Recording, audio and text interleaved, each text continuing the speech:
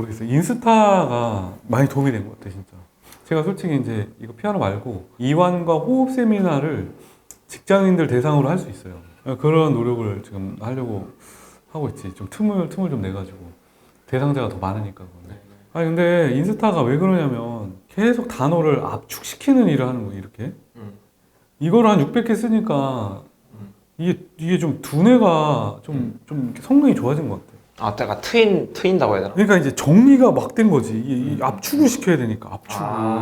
블로그는 그게 안 되는데 물론 늘어지고. 늘어지고 막 그러니까 내가 그래서 약간 심플해졌다니까 진짜. 그러니까 이제 조금 뭐라 해야 되나. 그래서 약간 일반 사람 만나면 좀 힘들어 나는. 왜?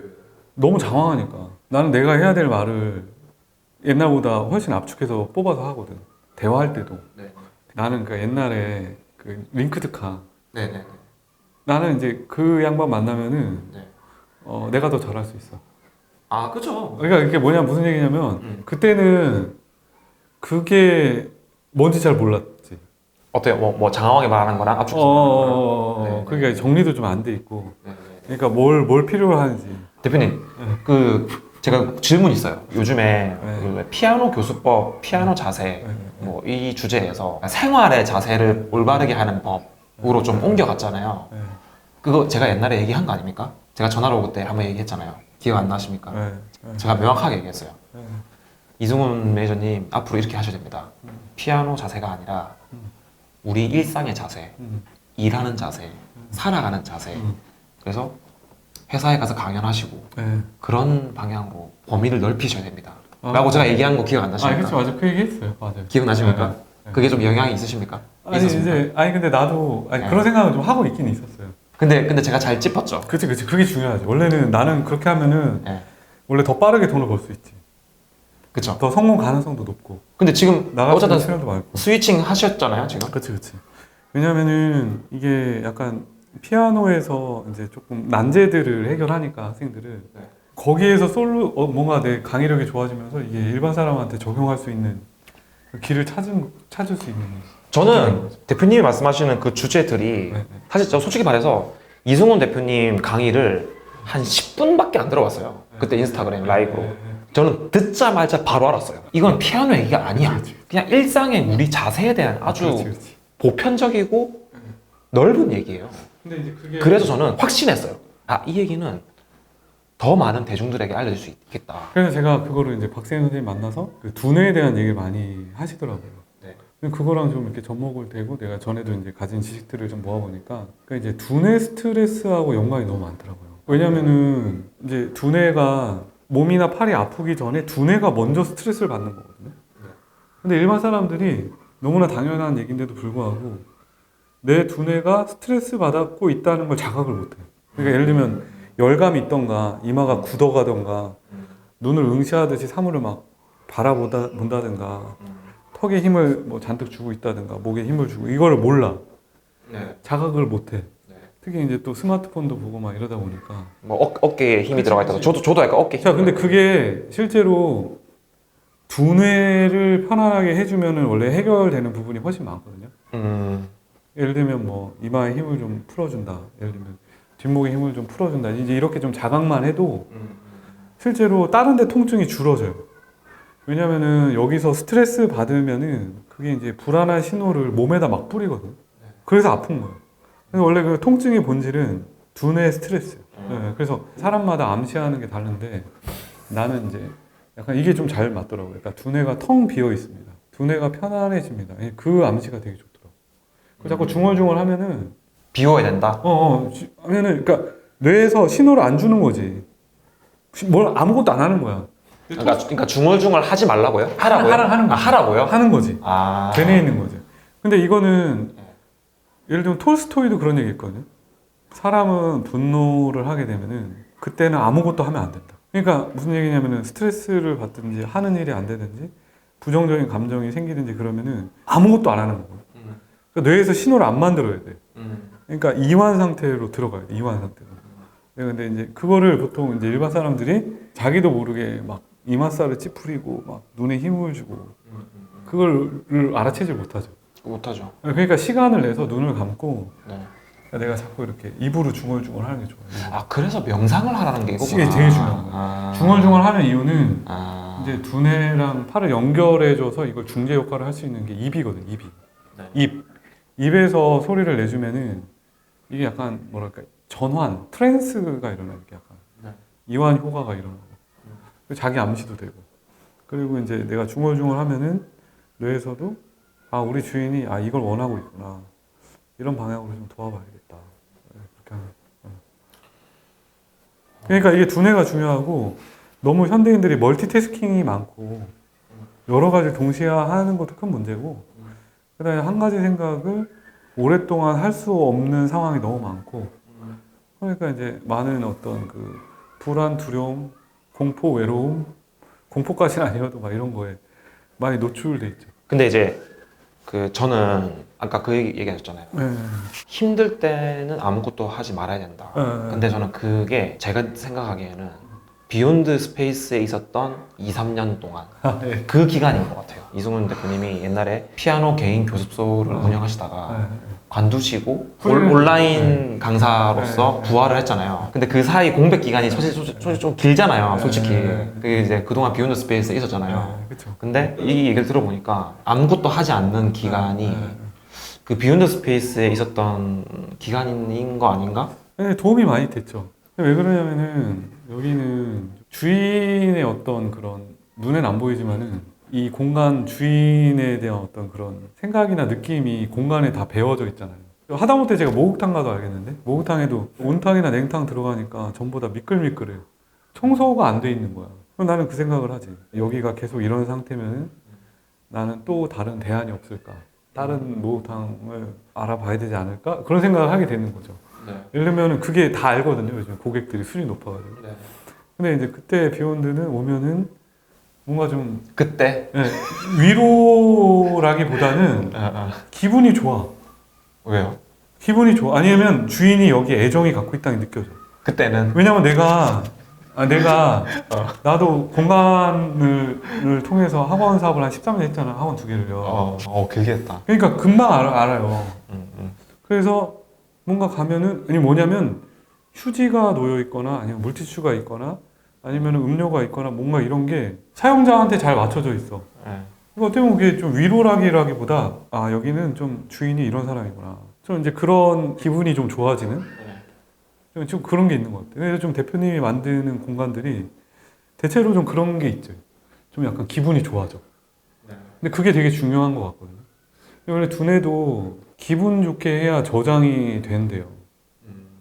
그제서야 그거를 프로그래밍하고 그리고 또 기분 좋은 거는 자꾸 또 생각을 하잖아요.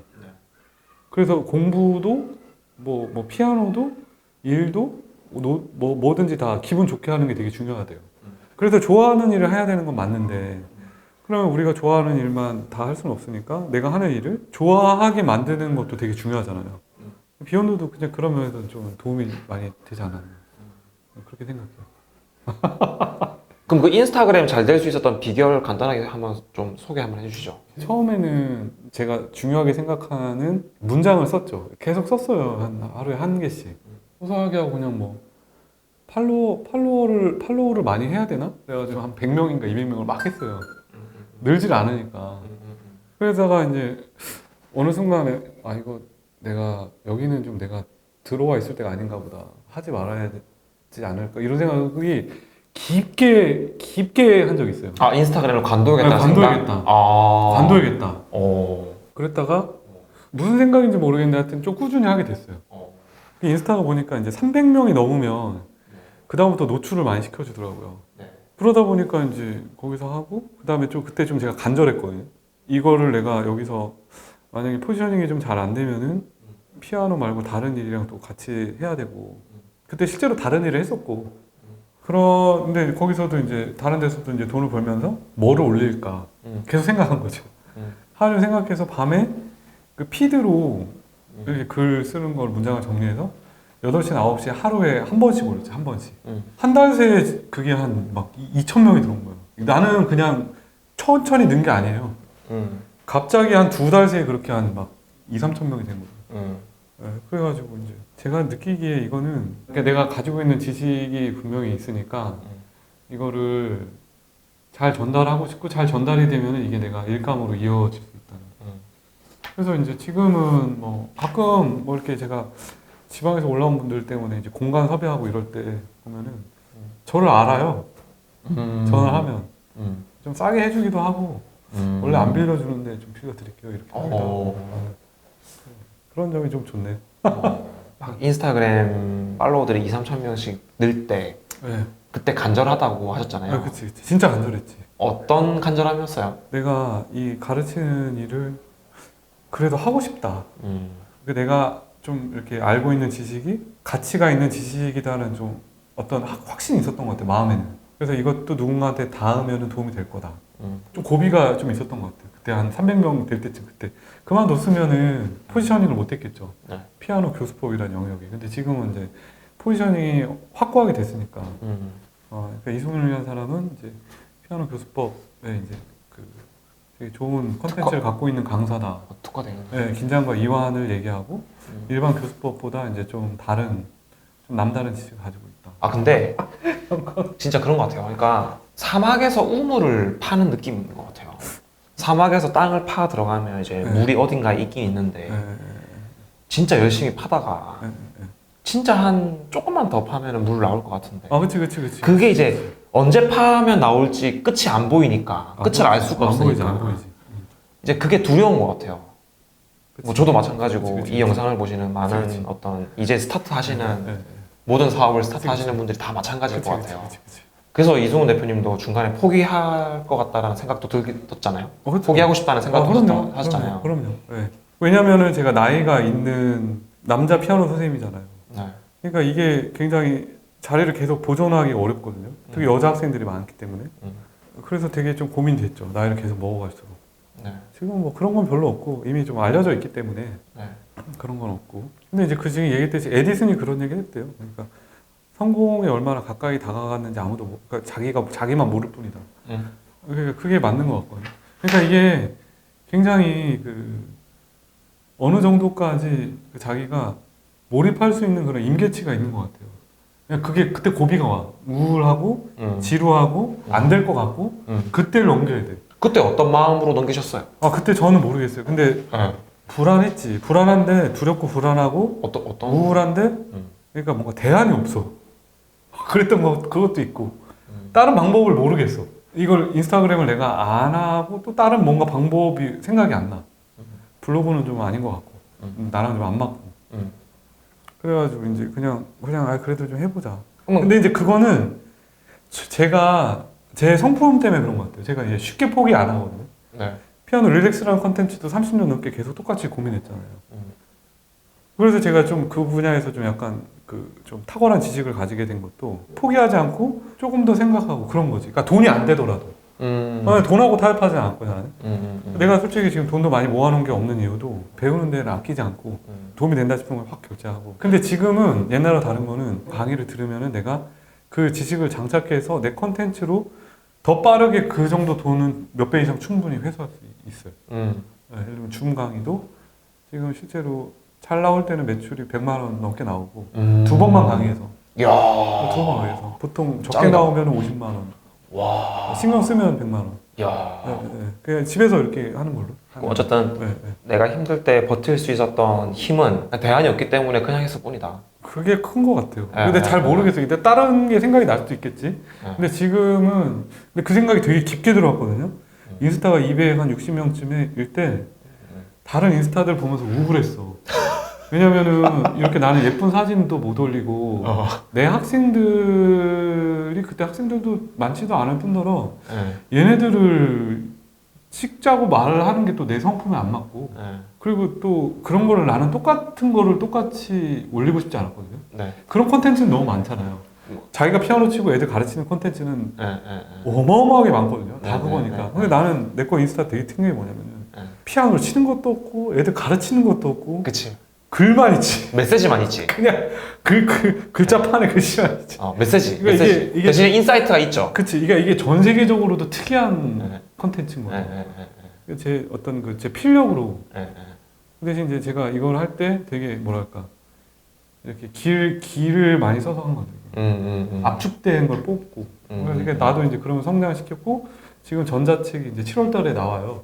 오. 지금 다 썼어요. 그래서 이따가 네네. 대표님 헤어지면 그거 이제 원고 넘기고 야. 피드백 받고. 야. 네. 비욘드 잊으시면 안 돼요. 네? 피드백은 가까워가지고. 잠깐만. 도장을 좀 찍어야겠어. 그거 삶의 자세를 위한 강의는 제가 권유한 거예요. 맞죠? 내 그때 전화해서 갑자기 제가 전화해가지고 제가 막 말했잖아요. 아니 근데 나도 그 생각을 하고 있긴 있었는데. 하고 있었는데 제가 한번 상기시켜 드렸지. 그렇지. 그러니까 약간 좀 예리하니까 그게 이제. 우리는 자주 소통했으니까. 아니 근데 왜냐면은 제가 그래서 지금 생각하는 거는 이제 이완하고 이제 호흡법에 대한 책을 한 권 더 써서 골목 학원에 출연하려고요. 우리가 채널이 12,000명 정도 되거든. 네. 학원 채널로 커요. 근데 네, 학원 네. 선생님들이 아이들의 이완하고 호흡에 대해서 지식이 장착돼 있으면은 얘들을 좀 컨트롤하기 좋거든요. 아, 결국에는 사람을 다루는. 그렇지. 거라서 그래서 이제 그렇죠. 그 네. 선생님들한테 강의도 하고 네. 또 책도 팔고 그런 생각하고 있죠. 와. 그러니까 골목 학원을 무조건 나가는 게 아니라 팔 거를 준비해놓고 나가지. 나가야지. 네. 야, 멋지다. 네. 야. 옛날에는 그냥 무조건 나가고자 얼씨구나 좋다 오라 그러면. 아, 나는 아직 약간 나가고 보자 약간 이런 자세인데, 네. 야, 준비를 딱 이렇게 네, 할 하셔가지고. 거죠. 야. 팔 수 있는 게 있어야 되고 네. 그리고 잘 팔아야 돼요. 네. 그게 잘 파는 게 되게 중요한 것 같아요. 그러니까 잘 판다는 거는 그만큼 가치가 있는 거여야 되고 상대방한테 도움이 돼야 되는 거고 그걸 또 내가 자신감 있게 알려야 되고 가까운 사람한테도 팔 수 있어야 되고 그거에 대해서 내가 또 그만큼 값어치를 해야 되고 그런 건 좀 중요한 거예요. 오. 네. 좋습니다.